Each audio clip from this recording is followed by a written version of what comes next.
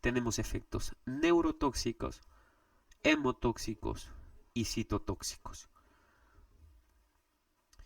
¿Cómo podemos clasificar entonces a esta patología?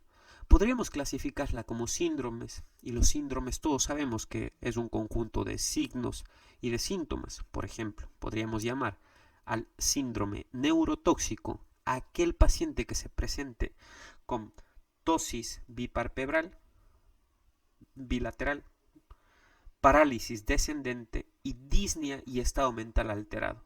Eso nos estaría demostrando o manifestando neurotoxicidad, es decir, que este paciente se expuso a un veneno que tiene características neurotóxicas. O podríamos enfrentarnos a un síndrome hemotóxico en el que las manifestaciones van a ser sangrado local, sangrado sistémico, por ejemplo, de tubo digestivo, podría ser también dentro de la cavidad craneal, y coagulopatía inducida por el veneno. Esta coagulopatía se va a manifestar sobre todo cuando hagamos la prueba del coágulo. Y finalmente vamos a tener al síndrome citotóxico, y este de aquí se va a manifestar lógicamente por dolor severo de la zona, porque va a haber una respuesta inflamatoria increíble dentro de la zona mediada por estas proteínas que generan citotoxicidad y miotoxicidad, y esto de aquí genera esa liberación de mediadores químicos que estimulan los nociceptores y al final genera un dolor increíble, el edema progresivo y la destrucción de los tejidos locales, también manifestado con hinchazón, con edema, que va creciendo a lo largo de la extremidad en el tiempo y que además de eso empieza a manifestarse con flictenas por toda la extremidad. Ese sería un síndrome citotóxico. El síndrome citotóxico entonces está caracterizado por dolor local significativo, edema progresivo. Pueden notar aquí el edema progresivo. La zona que mordió es la extremidad, más o menos al lado del codo, y este edema ha ido progresando hacia abajo y también hacia arriba. Este es un paciente que le mordió una Botrops, a la que le dicen lorito. Es una Botrops de un color un poco verde. Y este edema había crecido tanto a la extremidad, y podemos notar que ya está en 3 segmentos. Esto podría catalogarse como un envenenamiento grave. Vamos a ver más adelante esa clasificación. Pero estas son las manifestaciones citotóxicas del veneno, el efecto local del edema. Luego tenemos los signos de destrucción tisular, por ejemplo, los hematomas, las ampollas y la necrosis como tal. Aquí tenemos las marcas de mordedura de serpiente, de una serpiente Botrops en una pierna. De hecho, esta es mi pierna un par de horas después de que me mordió la serpiente. Podemos notar que justamente ahí se localizan los 2 agujeros en donde estarían los colmillos de la serpiente, que ya presentan necrosis de la zona adyacente a la mordedura. Presentan necrosis. Y aparte de eso, esta también es mi pierna, empiezan a presentar destrucción de los tejidos manifestado como estos flictenas. La mordedura fue más acá abajo, pero los flictenas empezaron a subir a lo largo de la pierna y se manifestaron de esta forma por la destrucción de los tejidos que genera el veneno. Ese es el síndrome citotóxico. Podemos ver además aquí como el edema fue creciendo, la mordedura es aquí y fue creciendo tanto hacia abajo como hacia arriba. Si comparamos esta extremidad con esta extremidad, hay una diferencia. Podemos notar aquí hay marcas de marcador que nos indican los centímetros del diámetro de la extremidad. Si es que comparamos esto con esta zona de acá, y hay una diferencia de, qué sé yo, 2 centímetros o 3 centímetros o lo que sea, o 3 centímetros, va a haber diferencia, y eso al final nos quiere decir que el edema está progresando. Si es que la mordedura empezó aquí y el edema empezó a progresar hacia arriba o hacia abajo, quiere decir que ya hay involucrados más de un segmento, es decir, un segmento en donde mordió, otro segmento en el que está creciendo por el tema del edema y hacia arriba, y luego va a involucrar al músculo y va a llegar a la ingle y van a hacer edema de 3 segmentos, y eso al final está manifestando citotoxicidad y que el veneno sigue haciendo efecto. Y aquí lo más importante es neutralizar al veneno, y neutralizar quiere decir que los signos clínicos no sigan evolucionando. Tenemos acá esto de aquí, cómo se consigue midiendo y comparando el diámetro de las extremidades. Si bien aquí no es muy clara la diferencia, pero sí hay una diferencia. Si pueden notar aquí los tobillos aquí sí tienen diferencia. El dorso del pie, esta es la zona en la que mordió, que está bastante matizada. Aquí eran apenas 2 horas, tal vez 3 horas de la mordedura. Síndrome citotóxico.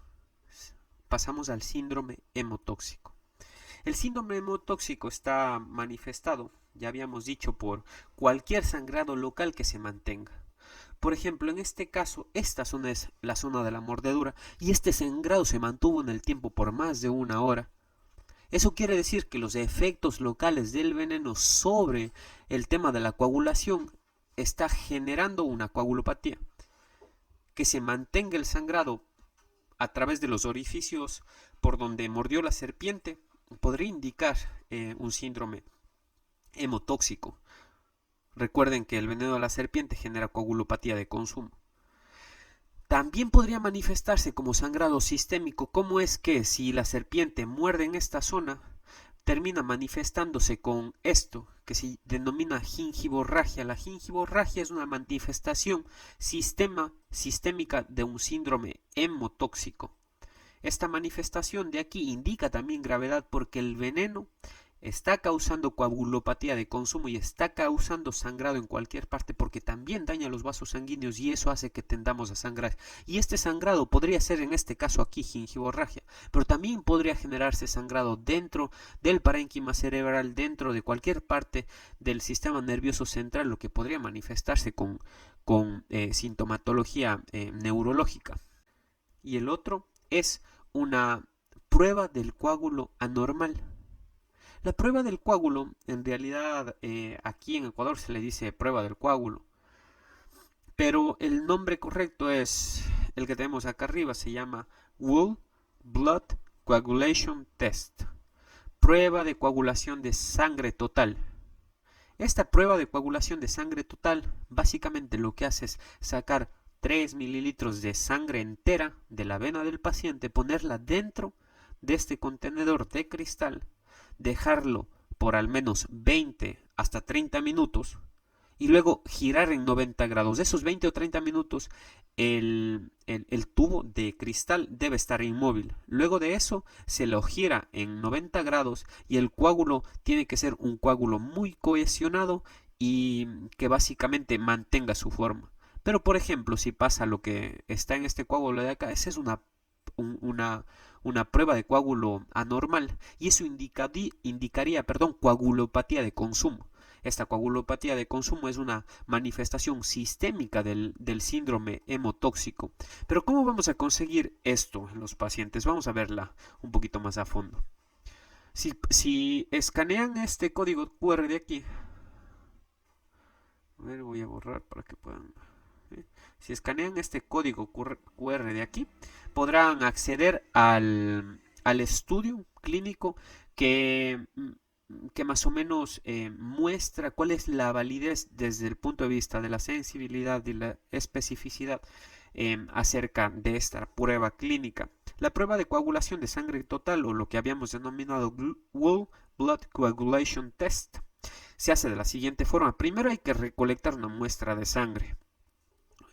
Inmediatamente después de extraer la sangre dentro de un tubo, ojo, aquí hay que tener muy en cuenta porque si es que se ponen a leer el estudio está hecho dentro de tubos de cristal. porque gran parte de las pruebas que se hicieron también se hicieron en jeringuillas de 5 mililitros, y el problema es que en las jeringuillas de 5 mililitros habían tanto falsos positivos como falsos negativos en esta prueba. Por lo tanto, la recomendación que se hace acerca de este aspecto es que sea en un tubo de cristal y que no sea una jeringuilla de plástico, porque los polímetros podrían alterar el valor de la prueba y generar falsos positivos o falsos negativos. Luego de coger la muestra de sangre, de preferencia 2 muestras en 2 tubos distintos, porque eso mejora la fiabilidad de la prueba, y así si es que hay un falso positivo en una, la otra seguramente nos va a salir bien, o las dos nos tienen que salir el mismo resultado final. Vamos a coger 2 tubos. En un tubo vamos a tomar 2 mililitros de sangre, y en el otro también. El uno vamos a girar a los 20 minutos y el otro vamos a girarlo a los 30 minutos. De preferencia, las dos pruebas deben ser muy parecidas, o el coágulo debe ser muy parecido. Si es que fueran dispares pues los resultados, al final habría que hacer nuevamente la prueba. Después de exactamente 20 minutos o hasta 30 minutos, tienen que leer el estudio, les va a quedar mucho más claro ahí. Vamos a verificar que el coágulo sea un coágulo sólido, que sea un coágulo normal, un coágulo muy cohesionado. Si el coágulo sólido se mantiene ahí sin modificar su forma o sin romperse, estaríamos hablando de grado 0, es decir, que no tiene coagulopatía el paciente, es decir, que el efecto hemotóxico del veneno no se está manifestando. Si el coágulo en cambio se rompe rápidamente al invertir el tubo a los 90 grados, esa es una prueba normal. Esa prueba indica coagulopatía. Como podemos ver aquí, el coágulo está normal versus acá, que una vez que se giró el tubo 90 grados, el coágulo se ha roto y la sangre tiene una apariencia mucho más líquida. Eso indica coagulopatía. Esa es una prueba normal, y eso indicaría manifestaciones sistémicas de coagulopatía por los efectos hemotóxicos de las proteínas del veneno. La prueba del coágulo. Un coágulo bien cohesionado. No se riega y no está líquido. Tarda un poco más de 20 minutos, pero es el coágulo que se generó. Coágulo de Jorge.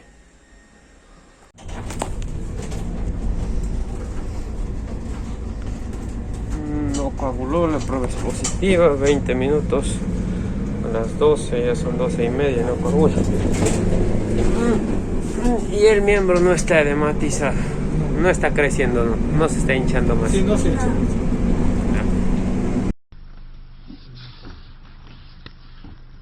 ¿Ya está? Ya. Están 20 minutos y la sangre no coagula. Vamos a hacer una prueba de sensibilidad para poner el suero antiofídico, un polivalente. Hablaremos ahora del síndrome neurotóxico. El síndrome neurotóxico, como lo mencionamos antes, se presenta sobre todo con manifestaciones neuromusculares, y una de las características más habituales con las que empiezan los pacientes es ptosis o caída del párpado, pero de ambos lados, no solo localizada en un párpado, sino ptosis de ambos párpados, porque la parálisis no es específica de una sola zona de los hemisferios cerebrales, porque en realidad aquí la parálisis es en la placa motora, no es a nivel central, es en la placa motora. Y al haber parálisis dentro de la placa motora, las manifestaciones tienen que ser bilaterales. Esta parálisis es descendente. Primero empieza en los ojos, luego en los músculos de la cara, luego va a bajar hacia los del cuello, los de la caja torácica. Va a presentar entonces, cuando se empiezan a bloquear los músculos de la caja torácica, pues disnea, debilidad de los músculos flexores del cuello, debilidad de los músculos vulvares, debilidad, es decir, debilidad facial, disartria, disfagia, con deterioro de los movimientos oculares o sin él también puede estar presente, nivel reducido de conciencia también puede estar presente y finalmente disminución de la función de los músculos respiratorios, que ya es un dato de gravedad porque finalmente estos pacientes mueren porque se bloquean los músculos de la respiración, específicamente el diafragma, y eso al final genera falla respiratoria. La forma en la que podemos evaluar, aparte de la evaluación neurológica, de una forma no tan detallada, sino buscando específicamente esta parálisis descendente, podríamos hacer una prueba para identificar si es que las manifestaciones ya están siendo graves y adelantarnos al tema de que si el paciente va o no va a necesitar manejo de la vía aérea avanzada y soporte con ventilación mecánica, porque al final estos pacientes terminan necesitando eso. Lo que vamos a hacer es una prueba de conteo de respiración única, o lo que se denomina en inglés, podrían buscar el estudio, está en este código QR, se llama Single Breath Count. Este Single Breath Count o prueba de conteo de respiración única lo que hace es lo siguiente: hay que pedir al paciente que respire profundamente y una vez que ha respirado profundamente cuente con su voz normal, no gritando, no acelerando, sino con su voz normal, sin volver a respirar, usando un metrónomo a 2 beats por segundo. ¿Sí? Hay que pedir al paciente que repita y registre el número más alto alcanzado. Habitualmente terminan contando 50, eso es normal. Pero si el paciente no llega a 20, cuando está contando no llega al número 20, eso se asocia a una necesidad de ventilación mecánica. Esta Single Breath Count está correlacionada estrechamente con una espirometría. Más o menos cuando se valoran estas dos, comparando la espirometría con esta prueba del Single Breath Count, se parecen los resultados y pueden adelantarnos a que el paciente sí está deteriorado en su musculatura respiratoria, porque un paciente que inspira profundamente la capacidad vital total que tienen nuestros pulmones, porque sus músculos respiratorios están fuertes y pueden introducir una cantidad enorme de aire dentro de sus pulmones y pueden contar luego de eso hasta 50, esto quiere decir que su capacidad vital está normal, versus un paciente que está haciendo parálisis flácida, parálisis en la placa motora de los músculos de la respiración, no va a poder inspirar de una forma muy profunda y su capacidad vital al final va a estar deteriorada y esa capacidad vital total va a ser mucho más pequeña, es decir, va a meter mucho menos aire y al meter mucho menos aire no va a poder contar la misma cantidad de números que un paciente con una capacidad vital normal en el que sus músculos respiratorios no estén alterados. Por tanto, un paciente con un Single Breath Count de menos de 20 al final está asociado con la necesidad de ventilación mecánica y eso nos puede ayudar a predecir el curso clínico del paciente y si es que debemos escalar en la intervención clínica que debemos tener con él.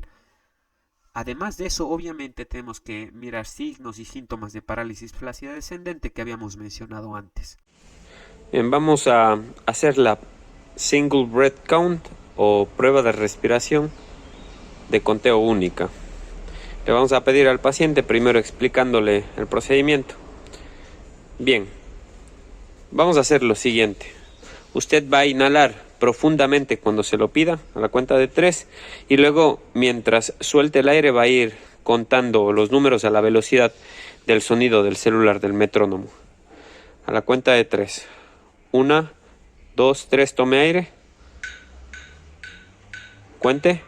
1, 2, 3, 4, 5, 6, 7, 8, 9, 10, 11, 12, 13, 14, 15, 16, 17, 18, 19, 20, 21, 22, 23, 24, 25, 26, 27, 28, 29, 30, 31, 32, 23, 24, 25, 26, 27, 28, 29, 40, 41, 42, 43, 44, 45, 46, 47, 48. Bien, el conteo han sido 48 respiraciones a esa velocidad del metrónomo. Eso sería una Single Breath Count normal. Lo patológico o lo que se asocia con mucha probabilidad a falla respiratoria y la necesidad de ventilación mecánica sería un Single Breath Count menor de 20.